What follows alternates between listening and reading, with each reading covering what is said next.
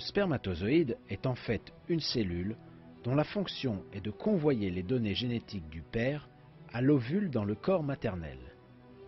Quand on l'examine de près, le spermatozoïde ressemble à une machine spécialement fabriquée pour transporter ce chargement. Le devant du spermatozoïde est recouvert d'une armure. Il y a une deuxième couche de l'armure sous la première, et sous cette deuxième couche se trouve le chargement génétique transporté par le spermatozoïde. Dans ce chargement, il y a 23 chromosomes appartenant au mâle.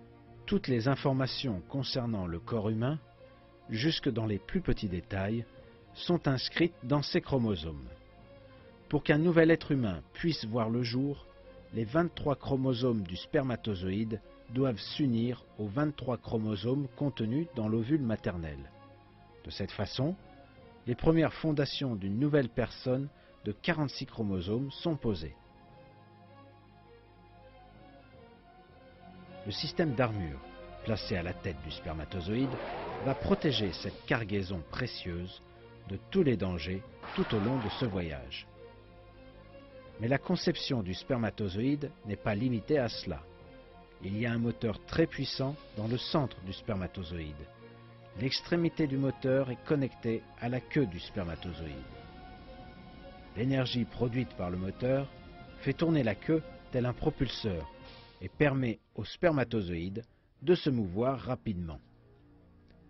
Comme il y a un moteur au centre, il va avoir besoin de carburant pour le faire tourner. Ce besoin a été prévu et le carburant le plus productif pour le moteur, le fructose en l'occurrence, a été placé dans le liquide entourant le spermatozoïde.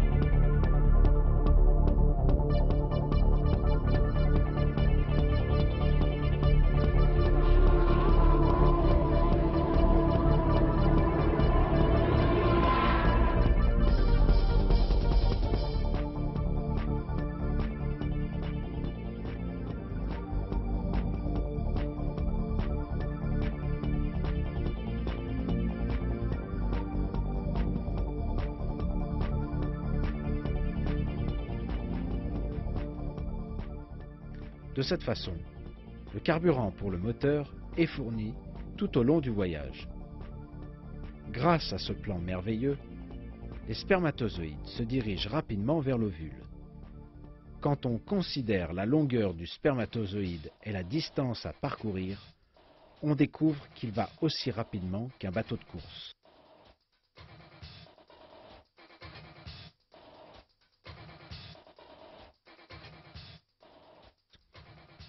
La production de ces miraculeux moteurs est faite de la manière la plus experte. À l'intérieur de chacun des testicules, les centres de production des spermatozoïdes, il y a des tubes microscopiques dont la longueur totale est de 500 mètres. La production au sein de ces tubes minuscules se fait comme dans une chaîne de production dans une usine moderne. L'armure du spermatozoïde, le moteur et la queue assemblés l'un à l'autre successivement. Ce qui en résulte est un exploit de haute technologie. Nous devons réfléchir un petit peu en face de cette réalité.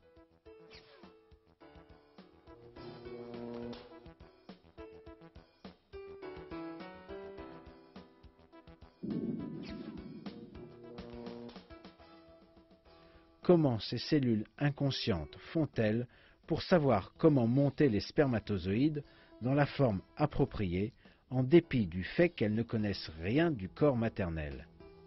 Comment ont-elles appris à fabriquer l'armure, le moteur et la queue dont le spermatozoïde va avoir besoin dans le corps maternel? Avec quelle intelligence assemble-t-elle ses composants dans le bon ordre? Comment ont-elles su que le spermatozoïde allait avoir besoin de fructose? Comment ont-elles appris à construire ce moteur qui marche au fructose? Il y a juste une seule réponse à toutes ces questions. Les spermatozoïdes et le liquide séminal dans lequel ils sont placés ont été spécifiquement créés par Dieu pour la continuation de la race humaine. Cette merveilleuse mise au point dans la conception du spermatozoïde est en elle-même un miracle de la création. En fait, Dieu a prêté une attention spéciale dans le Coran à la création du liquide séminal dans lequel baignent les spermatozoïdes. C'est lui qui vous a créé. Pourquoi n'acceptez-vous pas la vérité? Avez-vous jamais considéré ce que vous éjaculez? Est-ce vous qui l'avez créé? Ou en sommes-nous le Créateur?